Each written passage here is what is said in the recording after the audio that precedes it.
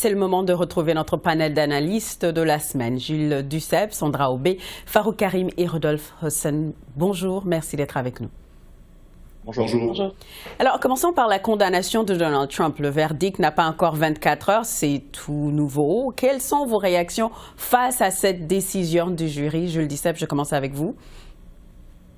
Les réactions de Trump sont très inquiétantes, là. Il y a une chose qu'il faut se rappeler, c'est que tous les membres du jury ont été choisis, non pas seulement par la poursuite, mais également par la défense, donc par les avocats de Trump. Si les avocats de Trump ont conclu que ces gens-là étaient crédibles, c'est très difficile aujourd'hui pour lui de dire que ça n'a pas de sens, puisqu'ils étaient d'accord avec le choix de ces membres du jury. Mais connaissant Trump, il peut dire n'importe quoi, hein? N'importe quoi. Alors, c'est très inquiétant, je trouve, pour la démocratie américaine, parce qu'il va aller en appel.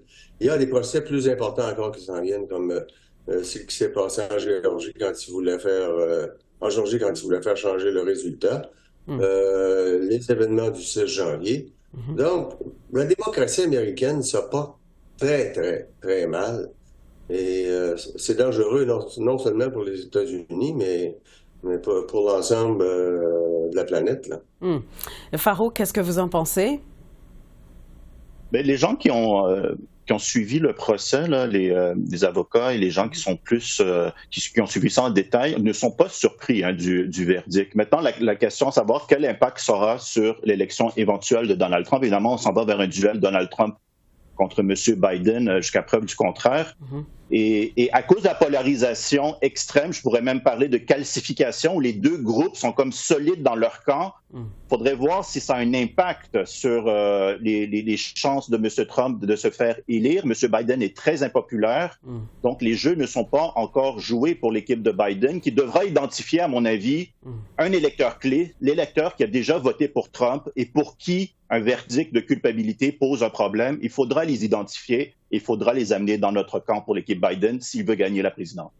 Reste que condamnation ou non, la première présidence Trump avait surpris la grande majorité des cercles de politique étrangère et les relations avec le Canada n'ont pas été au bout fixe, mais avec la possibilité de voir l'ancien président retourner à la Maison-Blanche, le Premier ministre a créé Équipe Canada.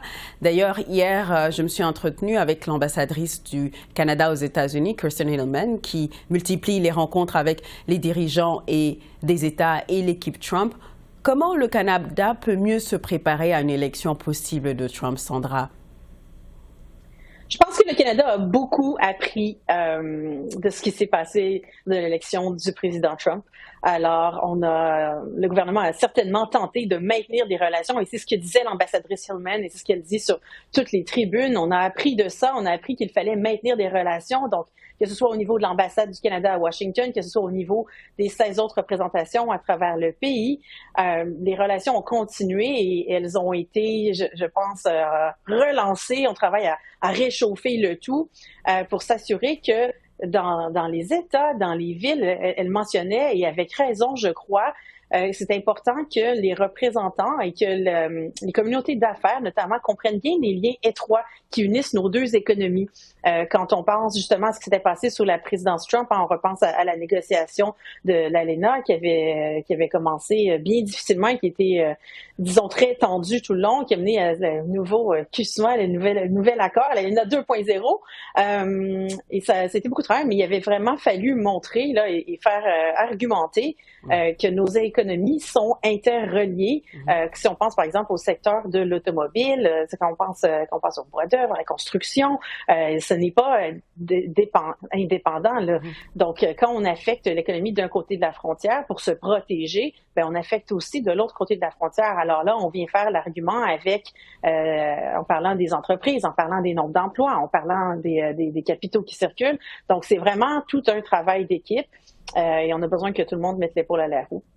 Rodolphe, est-ce que l'élection de Trump ferait vraiment une différence pour le Canada? Sachant que les États-Unis, qu'ils soient dirigés par un républicain ou un démocrate, sont une nation quand même protectionniste, là. Oui, tout à fait. Ça, il faut jamais l'oublier que les Américains, que ce soit les républicains ou les démocrates, sont protectionnistes. Vous savez, quand on était à l'époque du gouvernement Harper, quand c'était l'administration Obama, on se battait sur Buy America.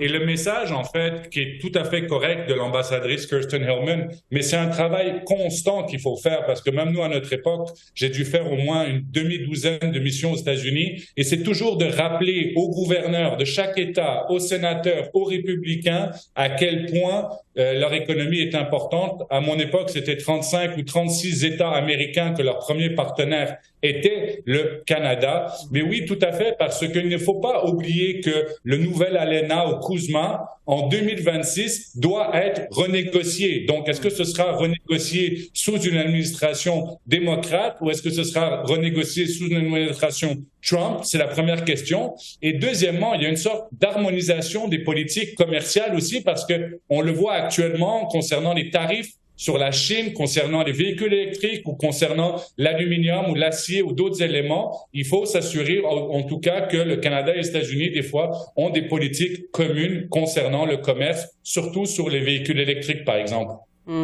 Justement, là-dessus, Gilles Duceppe, sur un autre dossier, Canada-États-Unis, un dossier qui tient à cœur au président Trump, des sénateurs américains ont fait parvenir au premier ministre Trudeau une lettre l'exhortant à augmenter les contributions à l'OTAN afin de parvenir à la cible de l'OTAN, donc le fameux 2 %. Le Canada doit-il viser ce chiffre de 2 %? Je pense que le Canada n'a pas le choix, là. Et si on regarde l'ensemble des pays, je pense que le Canada vient à la queue, là. Il y a 5 pays peut-être qui donnent moins que le Canada. On s'est engagé à donner le 2 %. Je pense que c'est un engagement important, surtout quand on regarde ce qui se passe en Ukraine, quand on regarde les politiques extérieures de la Chine et de la Russie, c'est inquiétant. Il n'y a pas d'autre choix que de respecter la parole donnée, c'est-à-dire que le 2 %. Maintenant, ça veut dire un 17 milliards, je crois, d'augmentation qu'il faut trouver dans le budget. Mais il y a moyen de le trouver. On accorde, 34 milliards actuellement à Trans Mountain. Si on réduisait les subventions aux pétrolières pour plutôt respecter la parole qu'on a donnée à l'ensemble des autres pays membres de l'OTAN, je pense que ça serait possible de l'atteindre. Que ça vienne de Trump, c'est achalant, mais ça vient pas seulement de Trump. Ça vient de l'ensemble des autres pays qui se disent, il faut en arriver aux 2 %. Tous les pays ne sont pas là, mais tous se sont engagés.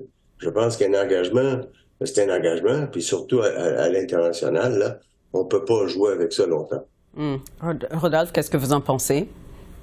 Oui, parce qu'il ne faut pas oublier qu'au mois de juillet, il y aura une réunion de l'OTAN à Washington. Donc, c'est normal que, d'une certaine façon, les Américains, les sénateurs qui ont écrit cette lettre mettent de la pression sur le Canada. Surtout, le plus grand enjeu, il ne faut pas voir seulement l'aide militaire ou les investissements militaires comme des investissements pour l'étranger. N'oublions pas que nous avons l'Arctique canadien et nous devons défendre la souveraineté canadienne en Arctique. Et pour l'instant, le Canada n'a pas encore les infrastructures, que ce soit les brise-glaces, que ce soit la marine ou quoi que ce soit. C'est en construction. Mais en tout cas, il faut être capable parce que si demain les Chinois ou les Russes envoyaient des navires dans l'Arctique canadien, le Canada n'a pas les moyens d'intervenir et n'est pas actuellement une force de dissuasion. Sandra, votre avis là-dessus? La dynamique, elle a changé. Et je pense qu'avec ce qui s'est passé en Ukraine, avec la Russie qui a envahi de façon tout à fait illégale l'Ukraine, ça nous a fait réaliser que ça peut se passer ailleurs. Et justement, quand on regarde au nord, on sait que le passage du nord-ouest est ouvert de plus en plus longtemps pendant l'année en raison du réchauffement climatique. Et dans l'Arctique, bien effectivement, il y a plein de pays, de nations qui ont des intérêts. Pour nous, c'est notre cour arrière. Effectivement, on n'a pas les infrastructures présentement. Nos forces armées n'ont pas les infrastructures quand on regarde au niveau aussi pour la sécurité sur le terrain. Donc, il faut vraiment renforcer à ce niveau-là. Ça va coûter cher. Donc, c'est quelque chose de très actuel. Et il va falloir aussi, moi, ce que je déplore un peu, c'est de la politisation là-dessus et qu'il y a des désengagements successifs au niveau des gouvernements. C'est quelque chose sur lequel il faut travailler ensemble, entre partis. On parle de notre sécurité nationale, on parle de notre avenir et on ne peut pas juste se fier sur nos amis, les Américains au sud de la frontière. On doit se prendre en main nous-mêmes aussi. Faro, votre avis là-dessus? Oui, je crois que mes collègues ont très bien résumé. Par contre, dans le concret des concrets, pour atteindre le 2 c'est 14 milliards de plus par année. Donc, bonne chance aux partis politiques qui veulent présenter où on va couper, où on va taxer pour aller chercher ces revenus-là. Et c'est ça la difficulté pour les partis politiques. Je crois que sur la théorie des relations internationales, on voit très bien qu'il y a une redéfinition du monde et qu'il faut être au rendez-vous. Si on veut être à la table des grands, il faut contribuer en grand. Par contre, politiquement, pour la politique domestique, ça devient très difficile de convaincre la population d'investir dans des tanks au lieu d'investir dans des hôpitaux ou dans des écoles. Effectivement, sur le projet de loi C-58 maintenant, le projet de loi anti-briseur de grève. Le Québec avait la sienne depuis 1977. Dorénavant, le Canada aura sa loi anti-briseur de grève, adoptée à l'unanimité par tous les partis à la surprise de tous. En entrevue cette semaine à l'essentiel, la présidente de la FTQ, Magali Picard, nous faisait part de son inquiétude d'un éventuel gouvernement conservateur qui pourrait renverser ce projet de loi. Gilles Duceppe, est-ce que vous pensez que les conservateurs vont renverser ce projet de loi s'ils sont élus? Moi, je ne crois pas parce qu'ils vont s'apercevoir que j'ai négocié pendant longtemps une centaine de conventions collectives, jamais eu de grève. Mais ils vont s'apercevoir, les conservateurs, que les grèves seront moins longues quand il y a une telle loi. Et à ce moment-là, c'est profitable tant à la partie syndicale qu'à la partie patronale. Maintenant, il y a un problème avec ce projet de loi-là. On met 1 an avant qu'il soit en application. Le Bloc a présenté une proposition, un amendement pour que ça soit plus court que ça. Le Québec l'a fait dans le passé très rapidement. Or, c'était battu par les 3 autres partis. Même le NPD s'est opposé à ça. Alors, moi, je pense que il y aurait moyen de le faire beaucoup plus rapidement. Il y a des grèves actuellement dans la fonction publique. Ça pourrait être réglé très rapidement si on donne ça à ceux qui sont en train de négocier et non pas à la bureaucratie. Si on donne ça à la bureaucratie, ça va perdre longtemps. Moi, j'ai toujours dit que la bureaucratie, c'est l'inverse de la biologie. En biologie, c'est la fonction qui crée l'organe, puis en bureaucratie, c'est l'organe qui crée la fonction. Donc, donnons pas ça à la bureaucratie, donnons ça aux gens qui sont impliqués dans les négociations. Bon. Rodolphe, qu'est-ce que vous en pensez? Écoutez, je prends ce que Mme Picard a dit avec un grain de sel. Moi, je l'appelle affectueusement Magali Dubail Picard. Mais en fait, écoutez, les conservateurs, la réalité, c'est que les conservateurs sont en train d'aller chercher le vote syndical. On le voit en Ontario, on le voit dans plusieurs provinces. Et ils ont fait un choix stratégique d'appuyer ce vote-là, en fait, cette mesure-là. Moi, je ne vois pas, en fait, en tout cas, comme un changement une fois que les conservateurs seront au pouvoir. Et actuellement, le mouvement syndical a très peur de voir, en tout cas, et surtout le NPD, voir des alliés syndicaux et en tout cas des ouvriers syndicaux passer chez les conservateurs. Et on voit Pierre Poilievre multiplier les sorties là dans cette démographie. Sandra Aubé, qu'est-ce que vous en pensez? C'est un projet de loi important. Je ne pense pas que ce projet de loi sera rappelé par les conservateurs. Est-ce qu'on pourrait avoir des amendements dans un futur gouvernement? Il faudra voir.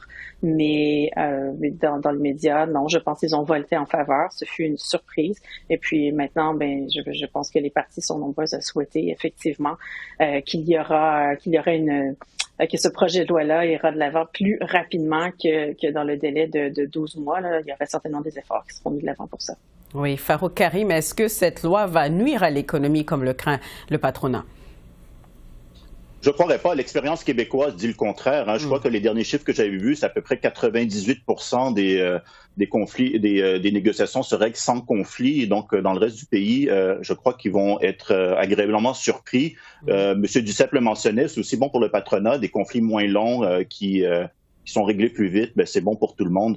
Donc, je crois que ça va être là pour rester. Ce que les partis essaient de faire à M. Poilievre, les libéraux, les néo-démocrates et d'une certaine mesure le Bloc, c'est de mettre des bâtons dans les roues, des obstacles. On a fait la loi sur les briseurs de grève, il y a la taxe sur le capital. Donc, on met des enjeux sur la route de M. Poilievre jusqu'à dire que M. Poilievre ne tombe pas dans le piège, vote en faveur pour éliminer des ennuis. Mais on verra dans l'année prochaine si il va maintenir le cap ou on va réussir à finalement définir ce que un premier ministre Poilievre pourrait faire.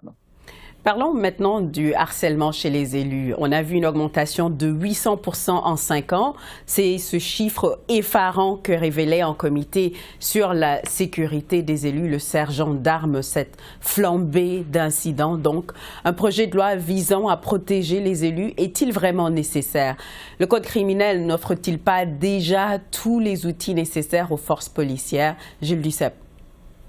Moi, je pense que le Code criminel offre beaucoup d'outils aux forces policières. Moi, ça m'est arrivé 2 fois. Quand le Bloc a proposé la loi anti-gang, j'ai eu les menaces des Hells Angels. Il y avait 12 policiers qui surveillaient ma femme et moi. On n'a pas eu le droit d'utiliser l'auto pendant 1 mois. Donc, c'était sérieux.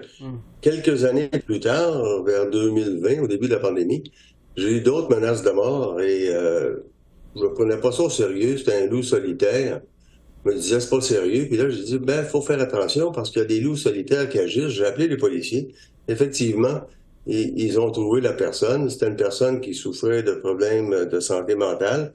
Il ne prenait plus ses médicaments, qui buvait beaucoup et qui prenait des drogues.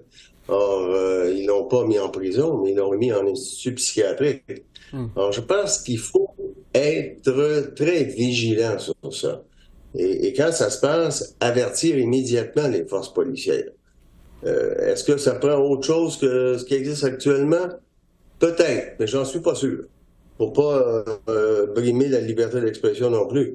Mais il faut utiliser ce qu'il y a là et toujours prendre ça au sérieux parce qu'on ne sait jamais ce qui peut se produire. Rodolphe, vous avez le mot de la fin. Oui, écoutez, moi je pense qu'en tout cas au Québec, la bonne chose au Québec, c'est que les ministres sont tous protégés d'office, par exemple, ce qui n'est pas encore le cas à Ottawa. Je pense qu'à Ottawa, ils ne mettent pas encore assez de ressources concernant la protection des élus, parce que ça doit être une priorité. Moi-même, en étant ancien attaché politique, j'ai dû des fois voyager à travers le pays avec des ministres et on était un peu laissés à nous-mêmes. Souvent, des fois, on est protégé à Ottawa, mais pas à l'extérieur de la capitale, et surtout maintenant avec les médias sociaux. C'est sûr qu'il faut prendre chaque menace au sérieux, ce qui implique plus de ressources pour le peloton de protection de la GRC pour en tout cas enquêter et voir qu'est-ce qui se passe, en tout cas au niveau fédéral. Au Québec, c'est vrai qu'il faut faire attention concernant la liberté d'expression. Bien, c'est tout le temps qu'on a. Gilles Duceppe, Farouk Karim, Rodolphe Hosny et Sandra Aubé. Merci beaucoup. Merci à vous. Au revoir.